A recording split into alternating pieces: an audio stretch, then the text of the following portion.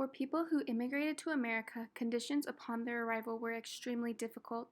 They faced overt racism and discrimination from other Americans. Those in urban areas had to contend with dangerous housing, hazardous working conditions, poor sanitation, and lack of union protections. However, while the conditions that immigrants had to face were terrible and unfair, these strong communities created ways to cope and to support one another during the difficult transitions to living in America.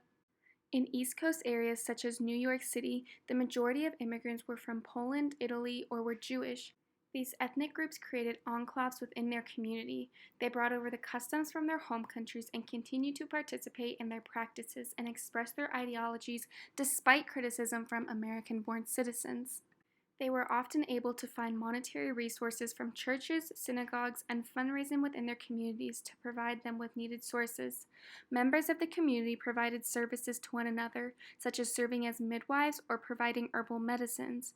Once they got the ability to vote, many of these groups elected officials who listened to their needs or came from the same community. On the West Coast, most immigrants hailed from Asian countries, namely Japan and China. Asian immigrants were seen as threats and faced discrimination and demonization from American-born citizens. Because of their capabilities as artisans, Japanese immigrants filled in those needed roles. In Hawaii, they were able to create a monopoly of grocery and dry goods stores.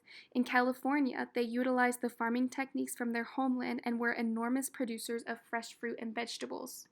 Chinese and Japanese Americans created economically sustainable communities by investing within them, allowing them to avoid banking limitations set for immigrants. Chinese and Japanese Americans were able to support themselves and one another by becoming gifted entrepreneurs.